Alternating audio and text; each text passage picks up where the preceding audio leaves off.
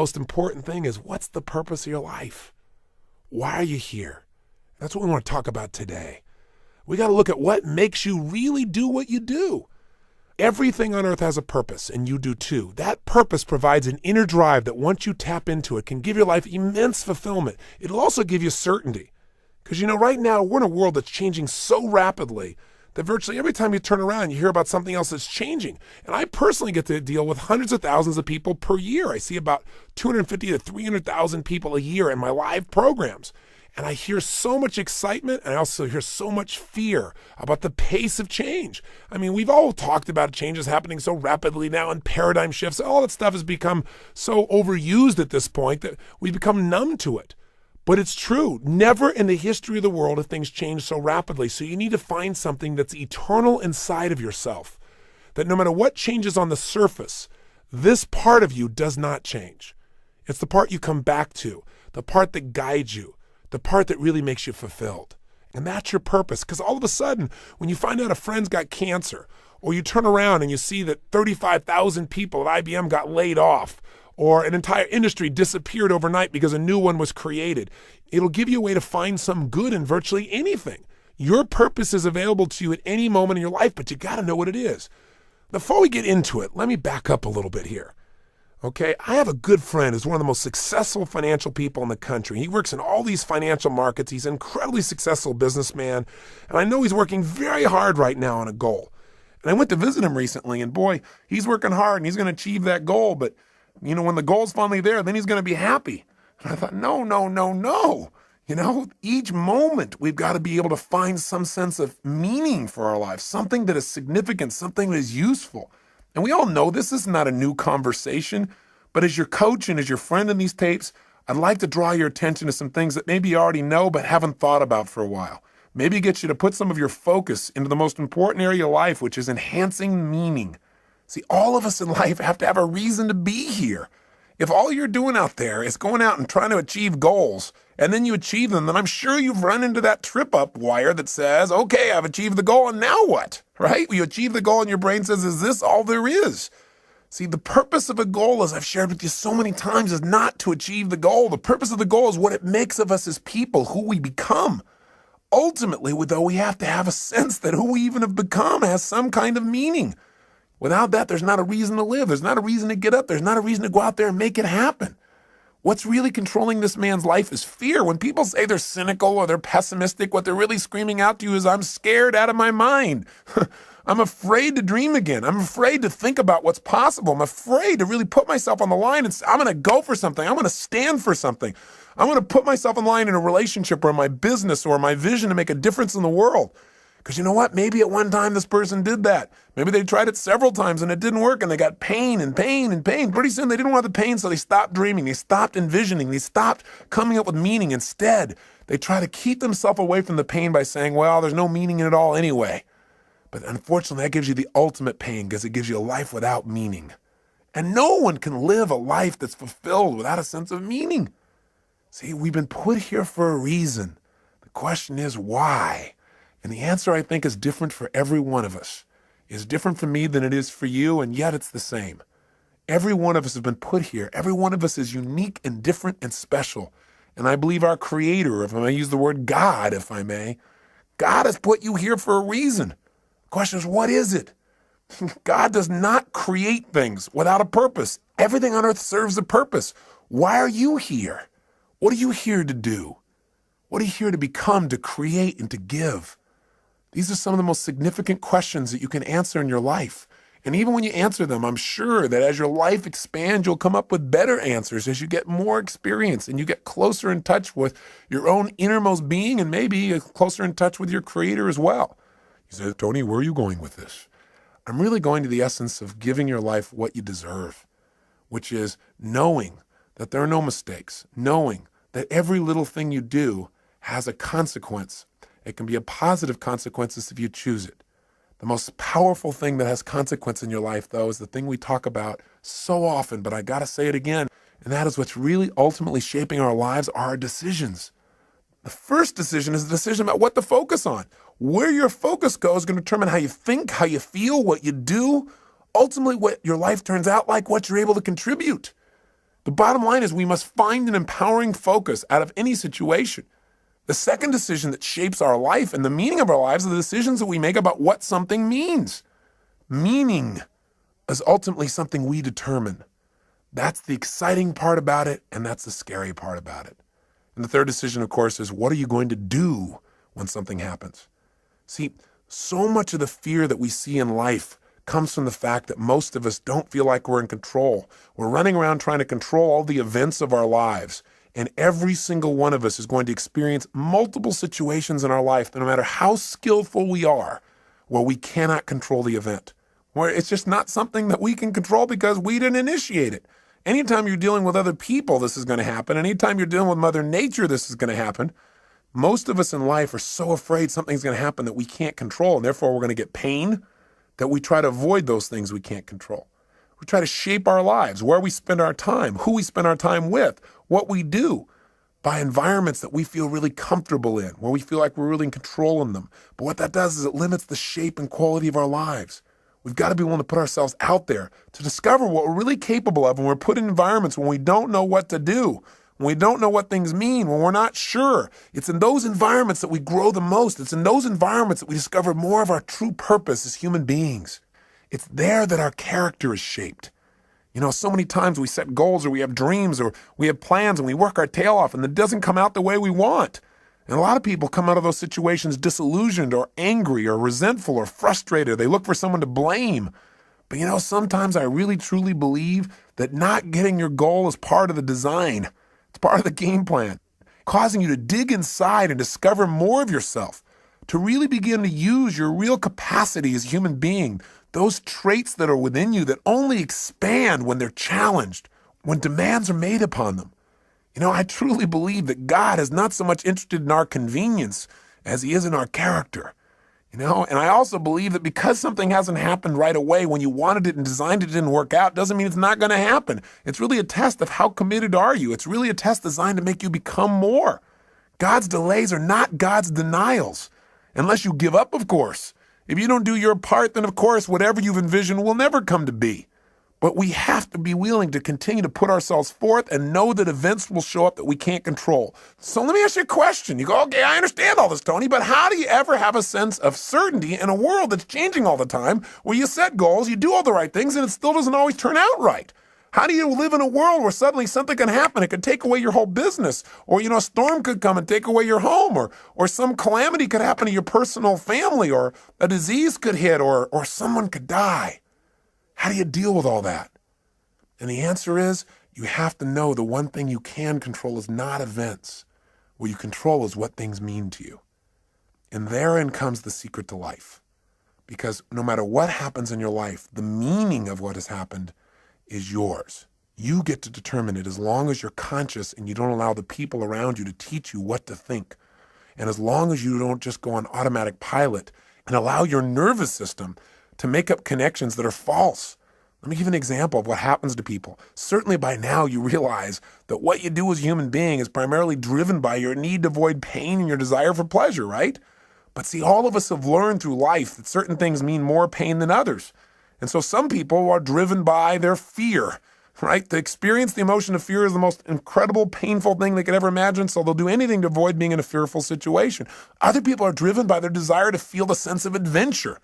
Obviously, they make decisions differently. They focus on different things in life. They can walk in the same room as someone who lives in fear, and they're going to notice different things. They're going to want to sit in a different place. They're going to want to try a different kind of vacation than someone who's trying to focus on how to be secure.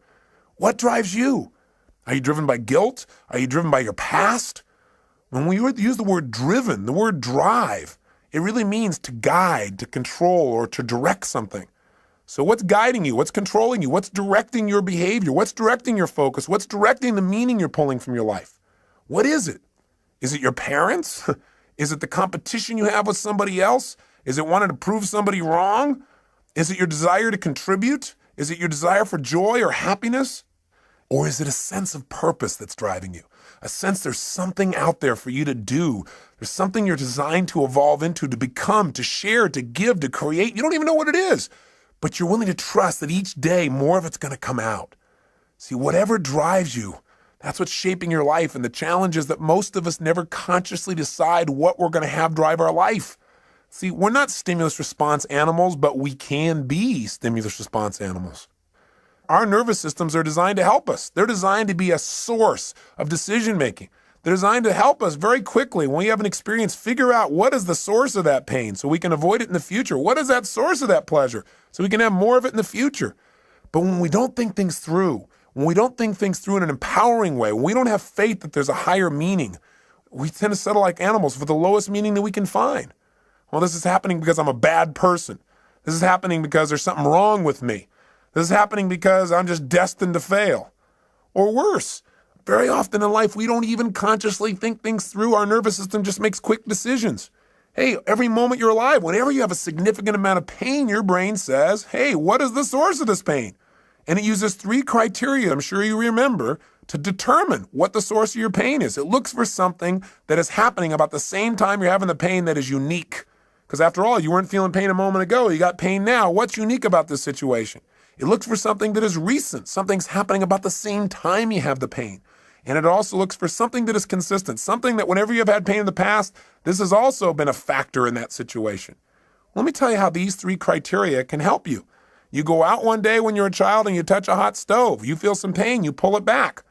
Your brain says, okay, what was unique to that moment that gave me the pain? It looks around and says, this burner, right? And says, what was happening about the same time I felt the pain? I was touching this burner. And what's consistent about it? Well, maybe nothing until you do it again. After doing it 2 or 3 times, or maybe one time because it hurt enough, maybe one time is consistent. It's like when somebody says to you, you always do that. I don't always do that. Yes, you do. You always do it. I've done it one time. Yeah, but, well, that's always. Well, human beings can make a one time consistent if it's painful enough. So the bottom line is, what do you learn? Your nervous system learns you don't grab burners. Right? You just don't do that. And so in the future, when you're trying to make a decision about what to focus on, what things mean and what to do, and you're going by a burner, one of the options is not to go grab that baby, just for fun. So as basic as this lesson is, we fail to realize that this simple system that assists us so much in making decisions because it helps us discover what is the source of our pain or our pleasure so we can avoid the pain, gain the pleasure in the future. This simple system can be misguided or misinterpret information. See, here's how it works. I'll give you an example. I was doing a date with Destiny only a couple weekends ago, and several people were having major challenges in their life. And one lady just couldn't get herself to really have any meaning in her life. And as I kept digging, the real problem that she had is she felt lonely because she felt disconnected because she wanted to have someone she could share her life with. But she couldn't get herself to do that. Why would you guess someone couldn't get themselves to be able to share their life? Not hard to figure out, is it? Pain. Person, obviously, as I guessed, had a painful relationship in the past, which she had. It was so painful that she'd linked up in her head that marriage, because she'd had a previous one that was painful, equals death. Well, that'd kind of keep you away from getting into a closer relationship, right? How did her brain do that? Well, she said she was in this relationship. It was so great. But after they got married, this man became physically abusive, verbally abusive. He basically did everything he could to control every aspect of her life. And the worst thing of all, when she finally developed the courage to divorce this man, he threatened not only her life, but he also threatened their own son's life. And when that happened, she got linked up. Marriage equals death to not only me, but potential loss of the life of my child. That's even more than the loss of her own life for her. Well, it's not too hard to figure out that if your brain says, why am I feeling this ultimate pain? And it looks for something unique and says, well, because I'm married. And then it looks around and says, what was happening about the same time I felt the pain? Marriage. And you say, what was consistent during the pain? You go, marriage. Pretty soon you're going to avoid marriage, but it doesn't stop there. Her brain also linked up that the cause of her pain was something else too, men. Because after all, what was unique? I had this man around. I was married to a man, right? And then secondly, what else was going on? Well, about the same time I was feeling the pain, I was with this man. And sure enough, what was recent? This man. Right around the time I had the pain, he was there every time. So sure enough, all of a sudden she's avoiding all men. But it didn't stop there. She also linked up that the reason she felt this pain was because she trusted. So as a result, her brain linked up unconsciously, if you trust, then you will die.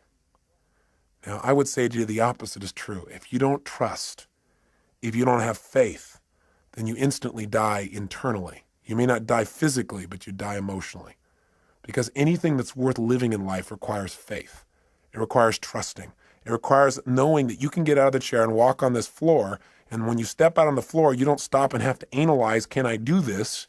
And you don't weigh everything and think about your weight and the structure of the floor and what's underneath it. You just trust. Otherwise, you'd be immobilized. You have to trust to drive a car. You have to have faith to enter a relationship. You have faith to start a business. You have to have faith when all of a sudden somebody at this company says these 35,000 people are gone. You have to have faith that if you're one of those 35,000, that there is a better plan for you and that you will now act on that faith and take action and find that better plan, that better solution for your life.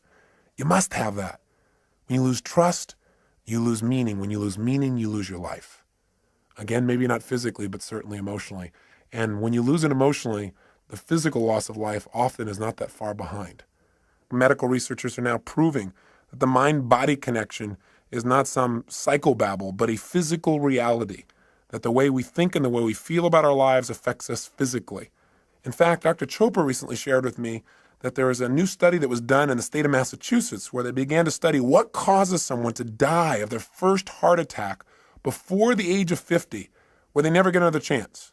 In other words, what was the number one risk factor they wanted to know? And they assumed that what would cause someone to die from just their very first heart attack, never get another chance, would be a person just had so much cholesterol in their body wasn't able to recover. And they found out that was not the number one risk factor. Then they thought, well, maybe they had diabetes. Maybe it was more of a genetic factor. They once again disproved that theory. What the Department of Health, Education, and Welfare for the state of Massachusetts states in their article clearly is the most important risk factor to determine that you will die of your first heart attack and not get a second chance is what they call job dissatisfaction.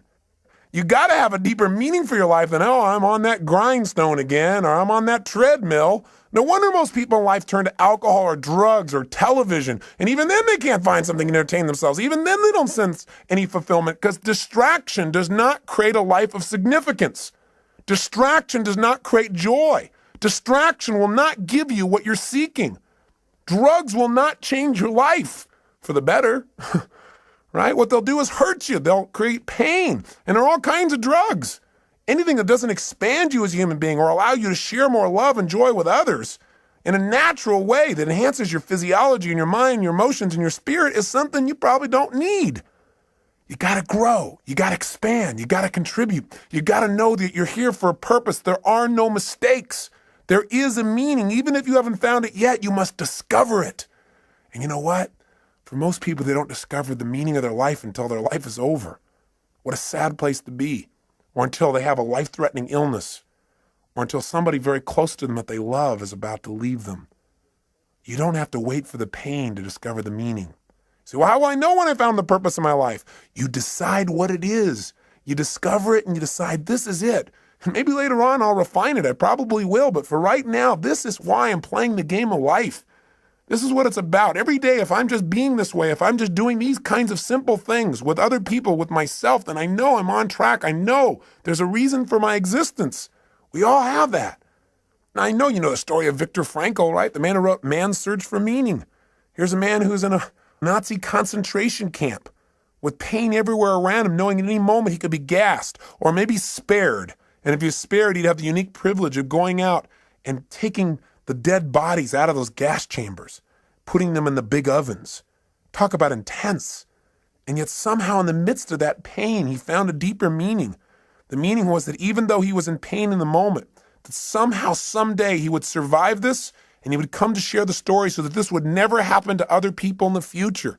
He couldn't find a meaning in the moment. He found a meaning in the future. And for most of us, the meaning that we want for our lives is here today, and it's preparing us for an even greater meaning in the future if we'll just use all of our life's experience, the pain and the pleasure, to become more, to prepare ourselves for whatever it is that our Creator has brought us here for, to prepare ourselves so that at the moment of truth when we are needed, we will deliver.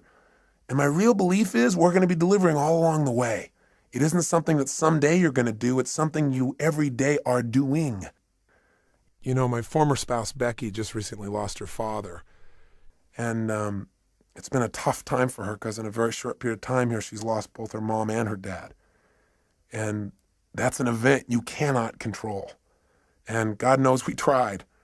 You know, 3 years ago when they told us that her father had cancer, they told us that he would die within a period of anywhere from 3 to 6 months. And we just did not allow them to tell him that. For the obvious reasons, you know what I believe from all the people we've learned from everyone from Dr. Bernie Siegel to Norman Cousins to Dr. Deepak Chopra. We understand the mind-body connection. If someone decides that because they have some dis-ease in their body, what it means is they're going to die, then of course they will. And fortunately, he never found out that diagnosis. And what we did is we kept making sure he had a compelling future. He had a sense of meaning, a variety of things that he was needed for. And it was amazing how he physically responded. We had a trip scheduled for him to go to Fiji on, which he went on, and talked to him about how we needed his help with our resort there and helping some of the Fijians in the garden, because the garden for him created so much meaning in his life. It's about supporting, about nurturing, about helping life along a little bit.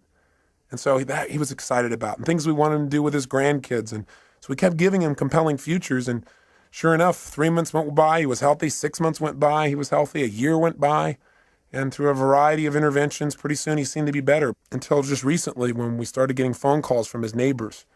He lived up in a place called Rand, Colorado, a little town with 14 people in it that he's been a major part of for years and years.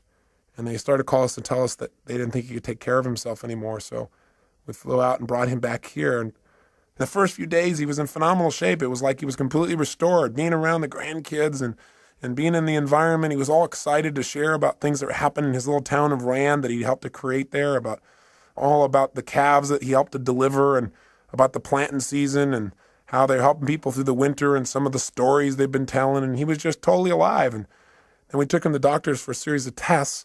They said they wanted to keep him overnight. The next day we called and I spoke to his main doctor, and he said it looks like he just has a form of meningitis. So he said that'll be really easily treatable and he should be okay. And he said, don't worry. He said, we're just going to do a series more tests because he's a bit dehydrated. He lives at an altitude of about 11,500 feet and he's not drinking enough water. And he said, so, we're going to run a couple more tests, he said, next day. He said, but I think he'll be fine. He said, I have to go out of town. He said, my, partner doctor will be working with him. So he said, I've passed on all the information. You can check in with him tomorrow. Well, the next day, Becky went to go see her dad, and I was out doing a seminar, and I got a phone call, and the phone call was that they'd done additional tests and that they'd found out that the cancer had spread throughout his spine and into his brain. And while it wasn't treatable before, when they told us 3 years ago, it's certainly not treatable now, and that they thought he would die within weeks. The worst part was, though, that they also told this to him before they told it to Becky. So he had no one there to support him through the process or to give him other options. When I found this out, I became so angry with the doctors because I focused on how he'd violated what we asked him to do and how the other doctor should have told his partner doctor not to tell him yet, to allow us to talk to him, to prepare him for the situation. That it was so harsh, it was so unfair, and the meaning of it was that it was going to really harm him, that all of a sudden he would give up hope. And what I wanted to do was lash out. And fortunately, I didn't lash out. Instead, I started to focus on what's happening to Cecil. What can I do? So went to go see him and talk to him, and it was unbelievable. He looked like he just aged 10 years in a day. Because what had happened is he had no future. There was no purpose in fighting the pain or trying to make things happen or, trying to tell stories or do anything, because after all, you're going to die anyway soon. And that was kind of the way he was interpreting it. And sure enough, no matter what we said, he just didn't seem to respond. He just seemed to go into a total stupor. And for the next day and a half or so, he just sat in a corner. And he really didn't say very much or communicate very much. He just said not to bother with him, that he was fine. But he didn't open up emotionally. And I just sat down with him and I cried and I told him how much I loved him and how much Becky loved him and how he needed to share with us what he was really feeling, because holding that back wasn't protecting us from pain. We just felt separate from him. That he could choose what this was going to mean for his life. The doctors had told us 3 years ago that he was going to die within a matter of months then. And here he was 3 years later. I said, what if you would have just sat around for 3 years in this little corner doing nothing because you thought you were going to die any day or any week? I said, that'd be pretty crazy, huh? And he started to laugh. I said, look at this. I said, you can't just sit off in this corner. Hey, you might die tomorrow. You might die in 6 weeks. You might die in 6 months. You might die in 6 years. You might die in 10 or 20 years and really screw these people's brains up. I said, it doesn't matter how long you're going to live. What's going to matter is how you're going to live while you're here. And I said, you've lived an incredible life. In World War II, you were a pilot, you were a businessman. Now you're this guy who's touching this little town up in Colorado where everybody knows you and cares about you and loves you because you love them. I said, you've raised these incredible kids. I said, if you're going to go out in style. Go out because you decided to go out in an energy that you want to, where you really enjoy your life. Don't just shut down because somebody told you your life's over because you buy into it. Don't do it. And then he said, well, Tony, he said, the truth is, I'm not afraid to die. And he said, everything you said is true. He said, my life has been so rich. And he says, I feel like, I've lived my purpose now. I look around and I see my kids and I see what they're like as people and I see what I've done and I think maybe it's time for me to go now. And I said, listen, if you're deciding to do that because you really want to go, I said, then, I love you. He said, I'm sure I'm going to cry and I'm not going to try and keep you here, and neither's Beck because we love you. I said, but at the same time, don't leave because somebody tells you it's time to go. He said, well, I don't know. I said, well, when it's time to go, you'll know. I said, and you can go consciously. You can decide when it's time. You don't have to wait till the pain is so intense you can't stand it. But at the same time, don't go any quicker than your meaning is done. And I think right now you're teaching your family a lot of new lessons. He said, yeah, that's probably true. And I said, so what do you want to do? How do you want to do things? I said, let's get your Fanny out of here. Let's get about. And we had this great conversation and talked about all kinds of things. I won't bore you with the details, but I let him know that he never have to worry about his daughter and that she had become the kind of person he could always be proud of. And it was amazing because the next 3, 4, 5 days he came to life. All of a sudden there was a purpose in things again. All of a sudden he was alive. He'd go out by the pool and tell stories and so forth. And he went over to the polo grounds and did all kinds of just really great things. And then I went away for a seminar and I came back 2 days later and it was like he was gone. He could barely even talk. He's having a difficult time holding himself up. We had to have round-the-clock care for him. Pretty soon, he wasn't able to carry on a conversation. He would start talking gibberish and start seeing things that were invisible and point to them. And we could tell the end was coming. And as the end started to come, there was more and more pain and tears. And we felt it all. And I also, at the same time, reminded ourselves that, hey, we're making this thing that it's lost because of our short-term thinking about this man and his body and his presence, but his life will live on beyond his physical presence here.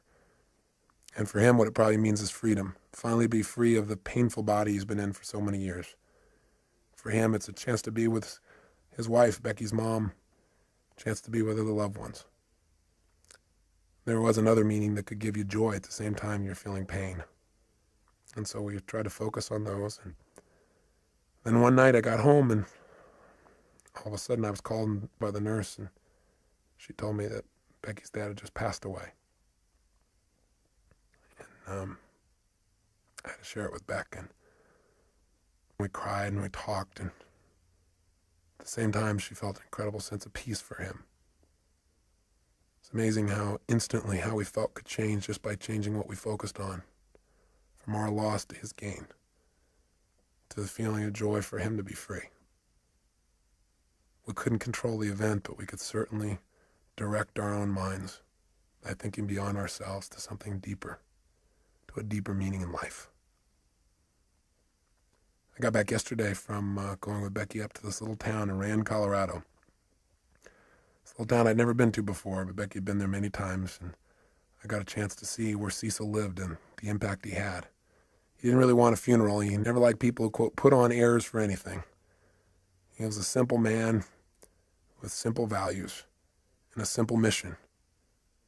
And when I got there, I looked around, and he never explicitly said what the mission of his life was, the purpose of his life. But in a town of 14 people, and we went out to this gravesite to put his body into the ground, and suddenly person after person started showing up.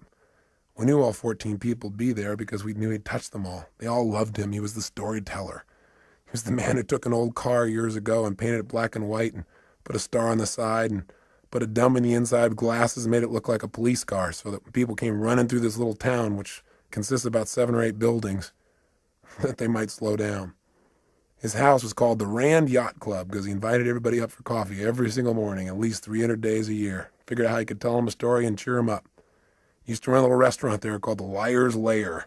The reason was because he had people, he'd tell people stories, and he'd tell the wildest tales and get people to believe them. Sure enough, after about 10 or 15 years, they began to realize that some of these things were stories. And they all laughed as they told me stories about this incredible man who touched their lives.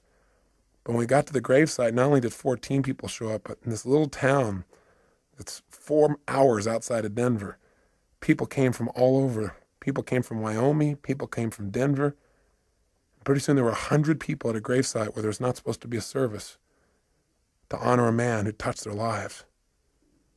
And so we said, we don't having a formal service because that's not what he wanted, but before we put his body in the ground, does anybody like to say anything? And they all talked about how he touched them, how their life was greater because he was such a loving soul, that his smile had touched them, that his stories had touched them, that just his manner, that he was a lover of people and animals, that because he'd been in this town, their lives would never be the same.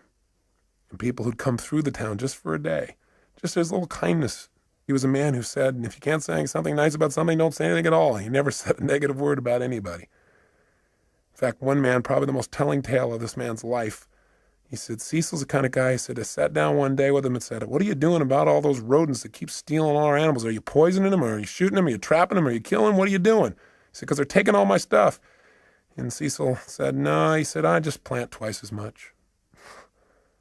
I thought, what a life. What a man.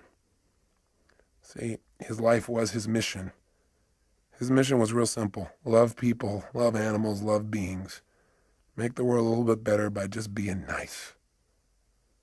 He lived a life of significance, one that had meaning. He didn't go out and change everything on earth. He didn't make $1 billion. He doesn't have people writing him up everywhere, but he changed people's lives. And he died in his sleep, out of pain, the day he decided to go.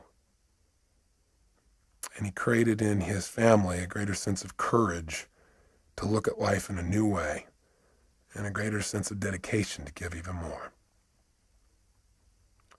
He added to our drive. He added to our commitment to be givers in life, as he was to any soul who had the privilege of coming across his path.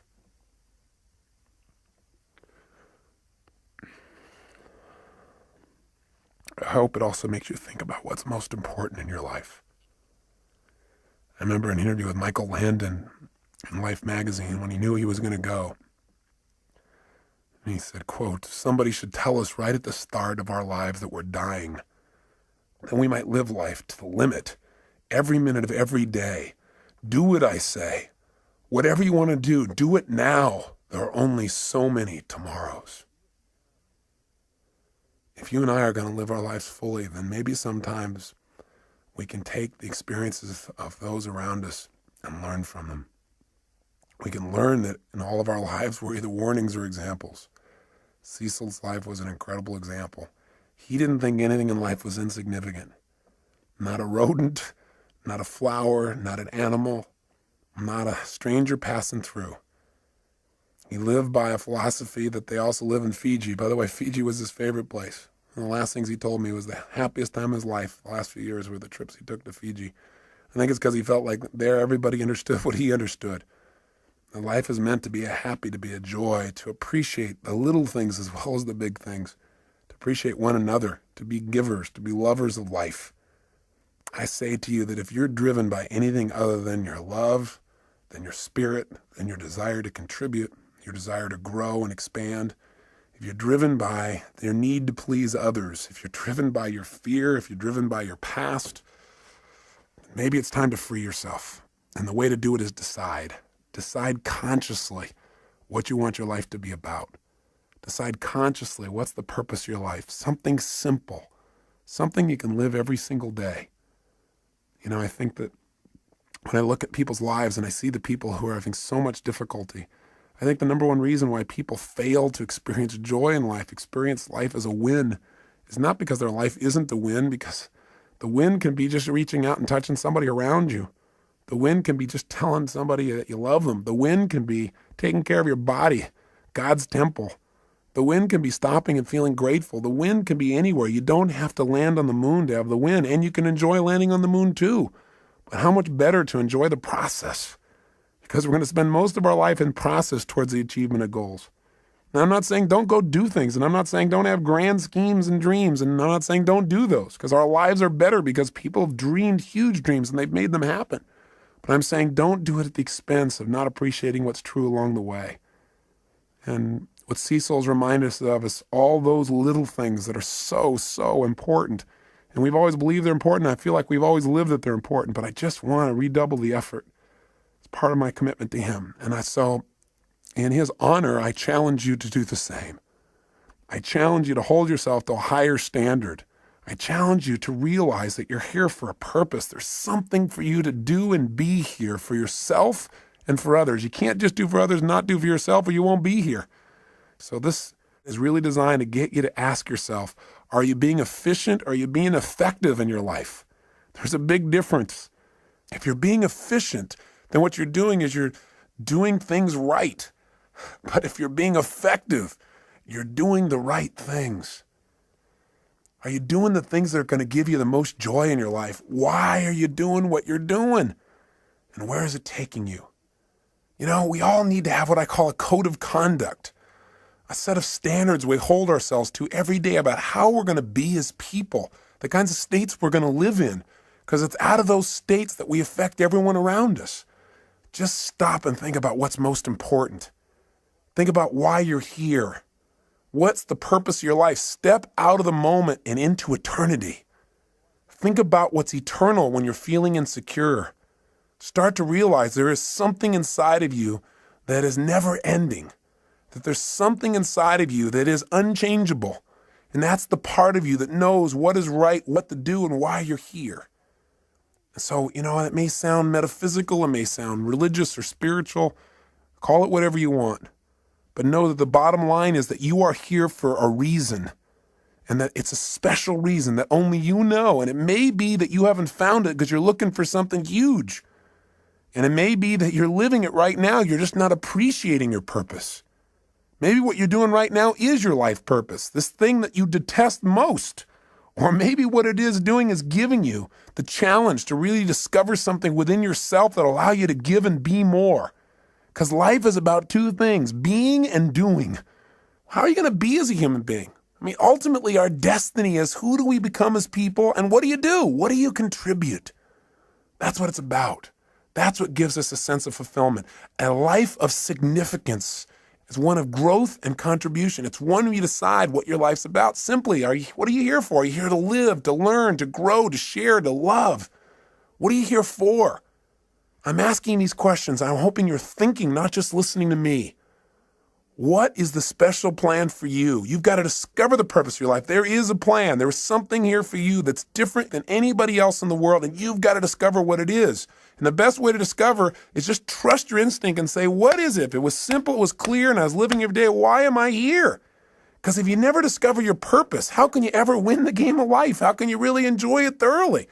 See, I look around at people so often, they're so unhappy, and I think the reason is that they don't ever win the game of life. It's a game they feel like they can't win, like they're always losing. And the reason, number one, is, I think there's 7 reasons. I'll give you 7. I've jotted some down here. I think number 1 is, I think most people never win the game of life. They never feel fulfilled. They never feel joy because they don't know the purpose of the game. If you don't know the purpose of the game, what's your chances of ever winning? Of ever getting to ring the bell and feel that sense of fulfillment or joy or passion or love or whatever it is that you truly want at the deepest level? See, if you don't know the purpose of the game, if you don't know the goal, it's pretty hard to set up your game to win, isn't it? Pretty soon you start pursuing things that don't give you fulfillment. You live in somebody else's life other than your own. You got to know, what are you doing it all for? What do you really want? When I ask most people this question, what do you want? They give me answers like, well, I know what I don't want. I don't want to live this way anymore. I don't want to feel like hell anymore. That's not going to give you what you want. What do you really want? Oh, I want to finally be financially secure so I can retire. Great. You know the statistics about retirement? Actuary statistics from insurance companies show that 3 years after a man retires, specifically I'm using men, guess what happens? He dies. To retire is to die. And for some people, this is like their major aim. Think about it. Retirement is going to make you happy. You got to have a purpose. You got to know what it is. You got to decide what it is, at least for now, and know that that vision will continue to expand. Second reason why most people fail at the game called life, because even though they don't know the purpose of the game, they got tons of rules about how it must be played. Right? They don't even know the goal, and they got all these rules they got to live by. And not only do they have rules for themselves, but they have rules for everybody else around them. Rules for how their spouse should be. Rules about how their boss should be. Rules for how people they don't even know on the street should be. You know, it's so often in life we get upset with other people, and it's not about the other people, it's about our rules. They're doing something we know they shouldn't be doing, or they're not doing something we know they should be doing, right? We need to just relax a little bit. We need to realize that whatever people are doing, they got a reason. It may not be a very intelligent reason by our perspective, but who are we to say? And you know what? And maybe it isn't an intelligent reason by lots of people's ideas, but you know what? It is a reason. I mean, it all comes down to how do we wire ourselves as human beings. See, whenever you see somebody, you think they're doing something crazy, have some compassion. Are there any stupid things you've ever done in your lifetime or crazy? I would hallucinate based on my own personal experience. The answer may be, you betcha. And the bottom line is, we got to understand that things are going on that we don't understand with people. I remember one time I was talking to Stephen Covey about times where we misinterpreted people's behavior, and he told me about this time when he got on a subway, and this man walked in and brought on a bunch of his kids, and they were just running rampant, screaming, yelling, making noise, creating havoc. And, you know, Stephen's more of a mellow, centered kind of guy. He doesn't like that kind of environment, even on the subway. And the bottom line is, you know, he didn't want to say anything, but he found himself getting more and more irritated. And the man seemed to be just ignoring the kids, like it didn't even matter what they were doing. So he found himself finally to the point where he actually spoke up. So Stephen turned to him and said, you know, do you think you might want to do something about these children? And the man looked at him and said, oh, yeah, I guess I should, huh? He said, we just got back from the hospital. Their mother just died. He said, I just don't think they know how to deal with it. He said, quite honestly, neither do I. Stephen said he felt like absolute garbage. And he said it made him from then on realize whatever's going on, there may be something else going on as well. It made him have compassion. It gave him fewer rules for other people in his life. Not a bad idea. But we were talking about people that don't succeed in life, and why don't they succeed? One, they don't know the purpose of the game. Two, they got tons of rules even though they don't have the purpose. How'd you like to be in a game, and you're trying to win, and you don't know the goal, and you got a zillion rules you got to live by? That'd be pretty frustrating, wouldn't it? Well, add step 3 to it. Here's the third reason people fail to win the game of life, and that is because their rules are in conflict. We've got all these different special rules where we contradict ourselves, where in one situation you're supposed to be one way, and in another situation you're supposed to be totally different in order to be effective. See, if you've got a bunch of rules in conflict, which most of us do, you're going to have pain. You're going to have frustrations in your life. Here's the fourth reason why most people don't win the game of life. Because even when the person plays by the rules, they don't always win. In other words, you do everything right, you don't always get rewarded.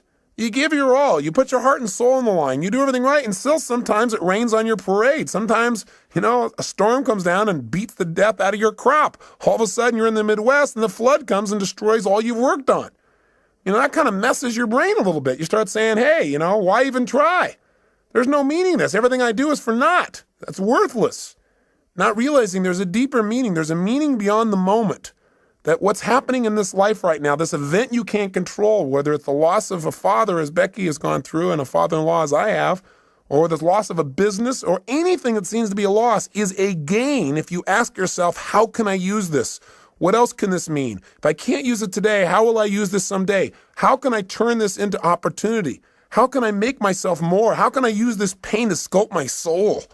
What can I do right now to move myself forward? These are the kinds of questions that will support you instead of woe is me, why this have to happen? You'll never get an answer to those. Those questions will leave you in an endless loop.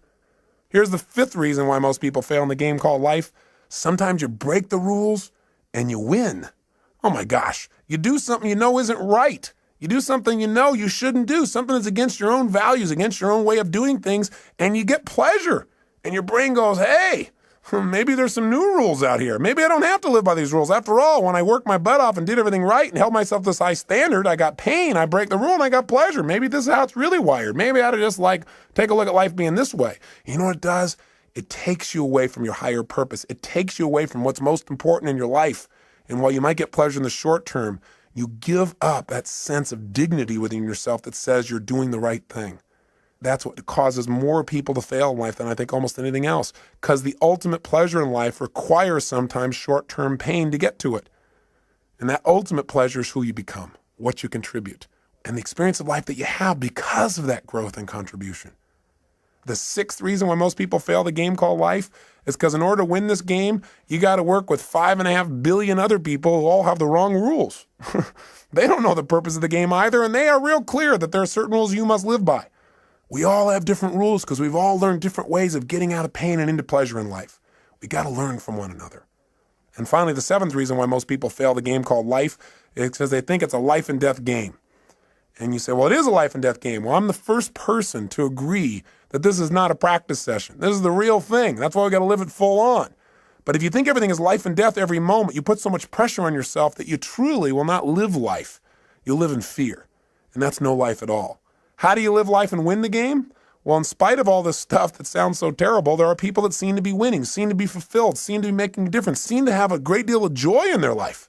And they seem to have it consistently. And they're not doing it through drugs or alcohol or distraction. They're doing it through living a life of significance.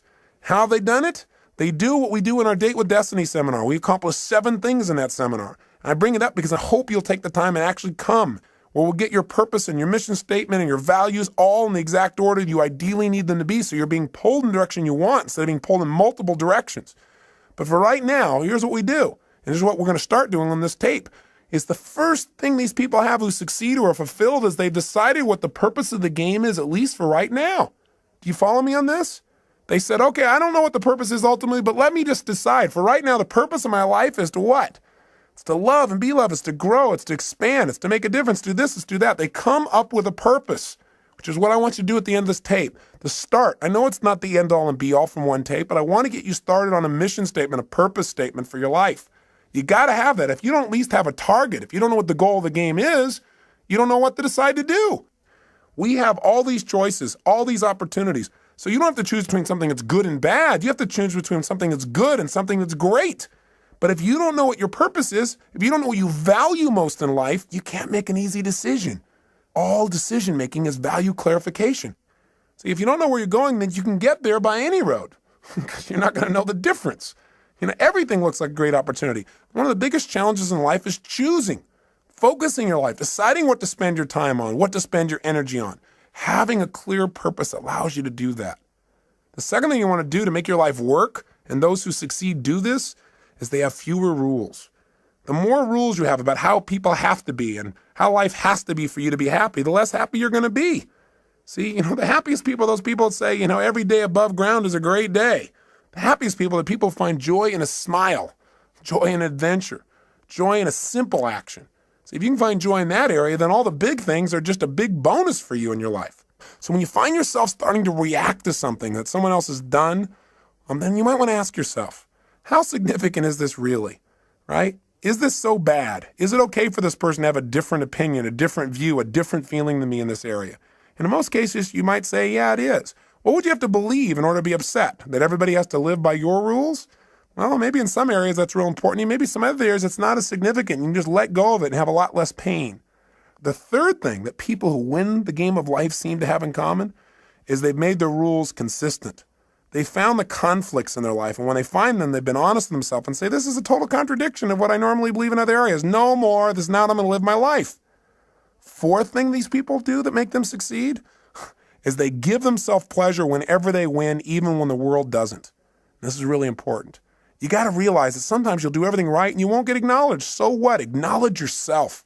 You got to catch yourself doing little things right and give yourself the pleasure you deserve. After all, if somebody else tells you, hey, great job, and that makes you feel good, it's not them saying great job that makes you feel good. It's when they say great job, you stop and say, that means I get to feel good. And you send a little neurotransmitter that allows yourself to feel the pleasure feeling in your body. Why not just give it to yourself so that you keep yourself on track, so you're always reinforcing good behaviors, excellent behaviors, commitments to your highest values.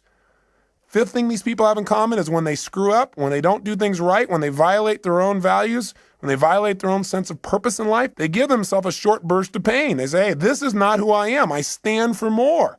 They don't wait for the world to have to give them pain. That's why they're on track. The sixth thing that these people that win have in common is that they know that everybody in life has different rules. And so when they get in a relationship with people, they know they've got to have other people in their life to help succeed in a particular area. They try to find out their rules.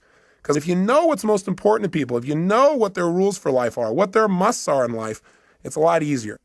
And lastly, people who succeed in life, they've learned that life has a purpose, but they also at the same time don't take life too seriously. They don't take themselves too seriously. What's that old funny metaphor? Why do angels fly? Because they take themselves lightly, right? The bottom line is we've got to look at life in a different way. Now, with all this conversation we've had here about purpose, what are you and I going to do right now so that you have a greater sense of meaning? Well, one is I don't need you to just go out and create this grandiose purpose. and write pages and pages and pages. I think that the simplest things can be the most powerful things. So if you can now, close your eyes and think about what you want to be when you were going to grow up. Go back to a time when you're 5, 6, 7, 8, 9, 10 years old. What'd you want to be back then? What'd you want to do? Who were your role models? And why did you want to be that? Think about it just for a second in your head as I'm saying this. You might want to write a few of these things down. In fact, pretty soon you're definitely going to want to write things down. So it might be good to stop the tape right here and just think about what your purpose is and pull out a piece of paper and a pen or a little computer and let's work together on this for a second. What were some of the things you wanted to be when you were growing up, when you were a little kid? I remember one of the first things I wanted to be was an archaeologist. Now, whatever you wanted to be, here's the question I want to ask you. Why did you want to be that? In other words, what was the feeling you were hoping to get from that? What were the sensations? What were you wanting to be and do? What were you wanting to get from that? And when I think back and I think about what I really want to be as an archaeologist is I wanted to discover things. I mean, that was the biggest thing. I wanted to discover things that had not been discovered before, something new, something unique, something different. And I wanted to share that with people. I wanted to be a person who went out and discovered and then shared that discovery with others. And you know what's interesting? I'm doing that today. I'm just not sticking my head in the sand and doing it. I'm doing it by sticking my head in other people's brains and finding out what makes them tick and find out what makes me tick and then sharing some of that. But that feeling, that same feeling that I wanted then, I found a way to do it today in a new way. And so I challenge you to think about what was it you really wanted from that. Then think of something else you wanted to be when you're growing up. I wanted to also be a police artist later on. Remember that? You know, those guys that draw those pictures, you know, and show people and catch the bad guys. And why did I want to do that? What did I want to get from that? Oh, gosh. I thought about it. I said, well, I wanted to create. I wanted to be creative, and I wanted to help people. I wanted to help people do the right things. I wanted to get people out of their pain. I wanted to catch the bad guys. But most importantly, I wanted to create and help people. Well, guess what? I found a way to do that today, different than I originally thought, but the same purpose is there. Now, maybe it's not the same purpose for you for all the things you want to do. Maybe they have a common thread, or maybe they're different threads that are important. What else did you want to be when you're growing up, and why did you want it? What feelings did you hope it would give you? What did you hope would come from it? Think for a second. I'll give you another one of mine while you're thinking, try and trigger you. What else I wanted to do? Well, I wanted to definitely be a rock star. I wanted to be able to entertain people, to change their emotional states, to use my voice and my face and my body to give people more passion in their lives. And now I've found another way to do that. Plus, I get to work with some of these people. The other day, I got a chance to go to the Aerosmith concert. I kind of grew up listening to those guys. And I found out that Steven Tyler and some of these guys are fans of mine as well. Went backstage and I met Tim Collins, who's their manager, and he told me a phenomenal story. He said that years ago in the early 80s, when Aerosmith was in really bad shape, the guys were hooked on heroin and they were losing everything financially and the group had broken up, that he decided he was going to turn it around. And he read 2 books, Think and Grow Rich and a little book called Unlimited Power. And he said that what he learned there gave him the inspiration and some of the tools and strategies to get himself off heroin and coke. And then he did a group intervention and helped the other guys do the same. And these guys are now on a mission. They're totally clean. And they're Evian water drinking guys that are out there sharing their rock and roll and their message, and they're doing it healthfully. I got a chance to meet Steven Tyler, who's just an incredible guy. I mean, these guys have been touring for 23 years, giving their all passionately every day. I feel like they're brothers. And it was really interesting because he said, I watch you on TV all the time. I feel like we're walking the same path, And he said, I listen to your tapes. And he said, we really have the same mission. He said, do you think you'd get together with us and do a gig for us? I said, what do you mean? He said, well, the guys on the weekend. Could you maybe do your gig for us so we could all participate on the weekend? I started laughing. I pinched myself. I said, oh, cool. Now I get to do a gig for Aerosmith. I'm not out there rock and rolling, but sort of I am. I'm working with the rock and rollers. So it's fun. So my point is, maybe you're not doing what you originally envisioned, but maybe you'll find a way to do it even better if you have some faith. Maybe if you keep developing yourself and you know at least the emotion you want, the contribution you want to create, you'll find a better way. Most importantly, before you can find the way, you got to know the essence of what it is you really want. What is that purpose? That's what I'm really asking you about. Now, with your eyes closed again, think about a situation in your life when you felt like you're really on a roll. You know the kind of situation I'm talking about where you just felt incredibly good. You had great feelings, where things were just flowing and things were effortless. When you thought to yourself, wow, I love this. This is what life's about. I love this. This is it. This is it. This is what life is really about. Can you remember a time like that in your life at any age, young or old, where you really felt like you're in that flow? You thought, this is it. This is what life's about. Think of a situation like that right now. Remember that time. Step back into your mind, back into your body like you were then. And look through your own eyes as you were then when you felt like this is what life's about, and see what you saw. Hear what you heard. What were you doing? What were you feeling? What were the states you were in? What were you experiencing? Yeah, think about it. And tell me, what is it? And was there anything in common with this, with some of the other things you wanted to have in your life, the feelings you wanted to have? Maybe you wanted to grow or create or contribute or discover or expand or challenge. What is it? Love. What were the feelings and what were you doing? And then when you get a sense of what that was, then think about this. Think of another situation in your life. Think of a second one when you felt like you were on a roll at some other point in your life, when things were flowing, when you felt this is it, this is what life's about. I love this. Think of another time like that and step into that situation as well. Step into it right now. As you step in that situation, look around, see what you saw then, hear what you heard then, feel what you were feeling then. What was happening in that moment? Not just what you were doing. Notice what you were doing. Were you creating or writing or speaking or communicating or manufacturing something or studying or learning, or what were you doing? But also, how were you feeling? What were the states you're in? And what were you doing for others if they were involved? Were other people involved? What was the process? How were you being and what were you doing? Feel it in your body. Is there anything that is similar between this and the last experience? Or anything about this that's similar between this and the feelings that you wanted from those things you wanted to be when you were going to grow up? That's it. Notice it and capture not only the idea of this, but the feeling as well. Now, one more time, think of something else. Another time at any age when you felt like you were on a major roll. Things were really flowing, when you felt incredible, when you felt like, I love this. This is what life's really about. This is it. Think of another situation like that right now. And as you step into that situation right now, notice, what were you doing? What were you creating? What were you sharing? What were you feeling? And feeling these feelings, think about the purpose of your life. If you were going to say it in a simple phrase, not even paragraphs and paragraphs, simple phrase or a sentence or two, and you're going to write down the purpose of my life is to what? And if you're going to do it and you're going to have a couple simple criteria, one is it's got to be stated positive. Not the purpose of my life is to stop all the horrible things in the world. No, something positive. Something stated in the positive. And if it was going to be something brief, and if it was going to be something emotionally charged in terms of its words for you, and it has to have how you're going to be as a person and what are you going to do. And it's got to include not just other people, like I'm going to change other people's lives or I'm going to make the world better for other people. You got to be in your own mission statement. You got to be your own purpose statement. You got to be in there too, and other people. Don't just have it, the purpose of my life is for me to be happy, because we're all connected. So if it's you and others, being and doing, brief and short, what is the purpose of your life? What is it? Right now, what comes out of your head? Not the right answer, not the perfect answer, just the answer. The purpose of your life is to be and do what for yourself and others? Just say it out loud. Just say it. Don't even write it down at first. If you got pen and paper, then write it down. Purpose of my life is to what? Say it again. Try something. Keep changing it. And if you write it down each time, it'll give you better. So I'd prefer if you wrote it down. But just come up with something.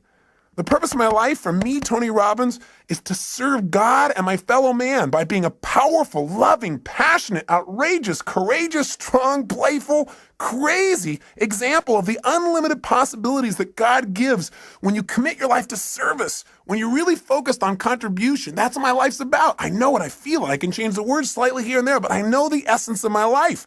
And you've got to know what that is for you. That is what will help you to make the decisions. That'll give you the motivation to get up early and stay up late. That'll make you connect with people in a way you've never connected before, but you got to know what it is. And it's got to be more than just you. You and others got to be brief. It's got to be emotional. It's got to be intense. So go do it right now. Turn off the tape and just start writing like crazy. What is the purpose of your life? And when you write something, write another thing. Cross it out and write another one. And keep writing it better and better until you got something you like, then to turn the tape back on. Go for it. Do it now. The purpose of your life is to what?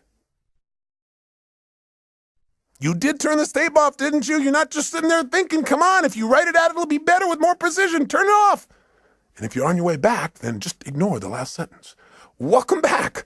Now, do you got something you really like? I hope so. Now, I know it's not the end all and be all, and it better not be perfect, or I'm going to come through this tape and grab you. Your job is not to be perfect. It's to be excellent. Perfection can never really be achieved anyway. If you're truly a perfectionist, then it's never perfect. But it's getting better all the time. So what is the purpose of your life? And how does it feel when you think about this is the purpose of my life? And let me give you one other criteria. Did you write it so you can only achieve it once you die? If so, change it. Because we don't want you to have to die to achieve your purpose, which is what some people have. It should be something you can experience every day. You know, whatever you do, Whether you're just sitting at the lunch counter, you're walking through a grocery store, you're going and conducting your business, I don't care what it is. It should be something you can feel. And you got to find what that is for you and how to language that, at least for now, so you know the goal of the game. With that, your life takes on a whole nother dimension. So as you go out over the next month, try something. Take this purpose statement and keep it in front of you. Put it in the system you use for managing your time and keeping your to-do list. Put it up on the wall nearby. And as you look at it each day, don't just write it and forget about it. Think about each day, how can I live my purpose more? And when you go to make a decision about doing something and you're not sure why you're doing it, you can always go back to your purpose. You can do it going into a meeting. You don't know why you're going to the meeting? I'm going to the meeting. I'm going to be powerful, loving, passionate, outrageous, playful. I'm going to inspire people to see what's possible if we really serve all the people around us. That's not hard to figure out. You have a guiding principle. No matter what happens, principles don't change. The essence of who you are will not change. The environment may change. The vehicles may change. But what's inside of you won't. Let me say one final thing to you before I send you off and have you take some more time to work on your mission statement. One is, if you want to send me your mission statement to Robbins Research, I'd love to receive it. I'd love to see how you've languaged the purpose of your life. So if you feel like doing that, please do and address it to me personally. But the other thing is this. I want you to realize that very often, not getting your dream gives you your destiny. What I mean by that is this. So often, as I said when we started this tape, people set up a goal or a dream and they don't get it, and then they feel so disappointed and so frustrated, sometimes resentful towards others or to their creator or towards themselves for not accomplishing or achieving it. But the truth of the matter is, whenever something happens, you must find an empowering meaning. You must ask yourself, how can I use this? If this was to serve a higher purpose in my life, how would I use it to serve a higher purpose? If this was going to make me into somebody more, how would I use it to make me more? And very often in life, if you really look back on your life, the worst situations in your life have been the best if you were willing to trust that it happened for a reason.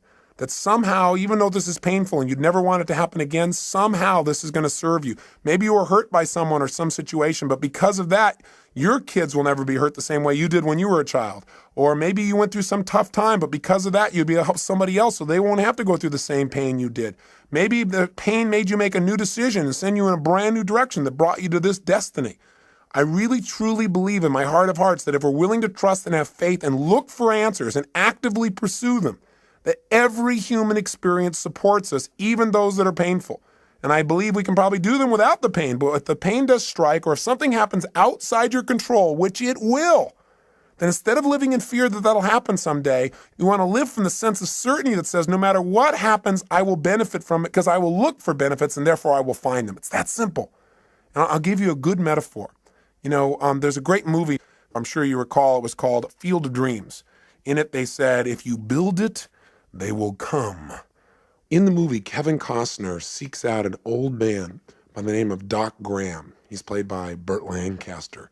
And when he first meets this man, he's going to see him to tell him about a field of dreams that Kevin has developed, a place where these old men could come back and play again, to be young again, to live their dream. And when he meets Doc Graham, he starts to talk to him and he says, I understand that you only were able to play one inning in your life because Doc Graham said, well, yeah, my whole life's dream was always to play baseball, to be a professional. He said, every single day I gave my all. I lived this passion. He said, I took ground balls and batting practice and I pushed myself. And he said, finally, I made it. I made it to the big leagues. And the whole season went by without my being able to play. And finally, at the end of the season, in the 8th inning, the coach looked over at me and said, kid, I want you in right field. He said, I was so happy. I couldn't believe it. I ran out onto the field, and he said, I stood out there in right field waiting for somebody to hit it to me, waiting for my chance. And nothing happened. Then when we came back in, he said, my turn to bat never came. And the next year, they, without giving me another chance or even giving me a chance, they sent me back to the minor leagues. And he said, I just couldn't take it. I couldn't take going through that again, so I quit.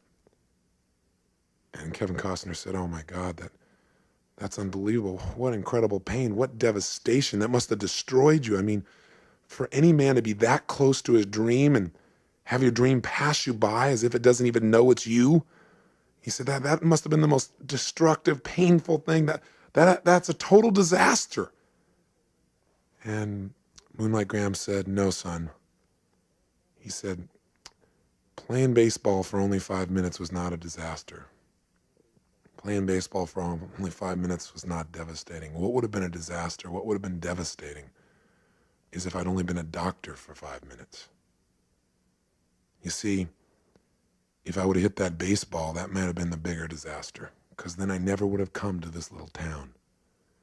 I never would have saved this man's life, or delivered that little girl, or got to know the people that now are my best friends in the world. He said that would have been a disaster. In other words, sometimes not getting your dream gives you what you really want, what you really need, what you're really destined for. And if that part of the movie didn't give it to you, they followed up with another scene. Finally, there's a chance, Kevin Costner makes arrangements and he said, listen, there's this field of dreams. You can come on it. You can be young again. You can live your dreams still. And he brings Moonlight Graham to the field with all the other players. And when he steps out on the field, he's young again. And he's wearing his uniform and he can feel the warm sunshine on his body again and his youthful muscles and the smell of the fresh cut grass and the baseball in his hand. And finally, they're beginning to play. And just as Moonlight Graham is finally stepping into the batter's box, finally he's going to get a chance to get that hit in life, in professional baseball, his dream. Right at that moment, there's a scream in the stands because Kevin Costner and his brother are having a conversation, and his brother doesn't see these players on the field. He doesn't have the faith to experience the beauty and the joy and the fun and what's right there in front of him. He can't see it because of his lack of faith. And as they're arguing about this, he accidentally turns and knocks Kevin Costner's daughter off the top of the stands. She falls and hits her head, and she starts turning blue. And so all of a sudden they start yelling, oh my God, what are we gonna do? We gotta save her, she's dying. And all of a sudden Costner says, we need a doctor. And just as he hears those words, Moonlight Graham is about to swing the bat, and he says, I'm a doctor. He starts running full blast to help this child, but all of a sudden he stops. And he looks down, and there in front of him is the foul line that divides the field of dreams from the other world. And he knows if he crosses it, he can never go back. He can never live his dream. He doesn't hesitate anymore. He immediately steps across, and he saves the child's life. He loses his dream, but he lives his destiny. The moral is very simple. Inside each one of us, there are desires that we have for our personality, those things that we want to avoid pain and want to gain pleasure for. But there are also moral needs. There are those needs inside of us to go beyond ourselves to something greater, to something more, to give of ourselves in a way that maybe we've never given before, maybe a way that won't even be acknowledged, but will give us the greatest sense of fulfillment we've ever dreamed of in our lives. I say to you that if what you've tried so far hasn't worked, all it is preparing you for more. But don't wait for the ultimate day when you save a life. Start saving a life today by enjoying the one you have. Start saving a life today by touching the people around you. Do what Cecil did. Be a person that loves people, animals, beings. Be a person that when things don't go well, plant twice as much. Be a person who gives more than anybody else gives, and you'll be living your purpose no matter how you language it. Hold yourself to a higher standard, and someday you'll see something more dramatic, but along the way, you'll enjoy the joy of knowing that you're living your life's purpose today. And isn't that what life's really about? Not waiting till someday, living it today. Hey, I want to thank you for spending this time with me. I am so grateful to God to have the opportunity to connect with you as if we've been friends for years, and we've not even met. But I hope in this time together that you've found some strategies, some tools, and maybe found a piece of yourself, reminded yourself of the truth of how unique and special you are. Not in an egotistical way, but everyone is. Everyone is unique and special in some way, and to think less of yourself is to slap the face of your Creator. You've been given gifts, and it's time to make them real. And Getting the Edge has been about sharing with you some of those tools, and the most important ones are taking that time for yourself. Please do that for yourself consistently. If you did nothing else out of this but that, I promise you, you'll see your future unfold, and you'll hear the whispers of destiny. You'll hear the guidance that's within you. But you got to take time to be alone and do that. And if you do it every day, you'll see a change. If you go through that results workshop and just change anything you're not willing to settle for anymore and be honest with yourself. If you take and make those relationships magnificent and not settle in this area either, my God, everything in life changes when you've got someone to share it with that you love. Everyone you've ever been in a relationship with is a bonus to you. It's one of God's great gifts. But if you can find that soulmate, you got everything. And I have to say that for me, finding my soulmate, finding my wife Sage, was the richest day of my life, and every day is richer because of it. I hope for you, my prayer for you, is you find someone like that you have that kind of love for, and they have that kind of love for you. Or if they're there, that you treasure them, and you find a way to make that juicier every single day. If you do that, and on top of it, you energize and alkalize and get that vitality in your body. If you master your finances, turn your emotions into your friend, and you find your purpose, then the life you create will be so much greater than your dreams. Your old dreams will seem like cartoons by comparison to the life you're living. And if you're able to make those kinds of changes, you'll be able to stand proud knowing you're the one that did it. But I'll also have a special pride of knowing that maybe I helped in some little way to guide you deeper into connecting with yourself. Because the ultimate edge is connection with yourself, with your creator, with your friends, with your family, with life itself. And if you do that, then these 7 sessions were certainly well worth both our time. So I wish you well, my friend, and for now I say so long. But I hope I'll see you sometime soon, and you'll share with me the story of your success and what you've done. Please email me, write me, or come see me at a seminar. I'd love to meet you personally. But until then, make sure that every day is lived to the fullest. Don't settle for less than you can be. Be one of the few who do versus the many who talk. And be sure to live with passion. God bless. I hope to see you soon.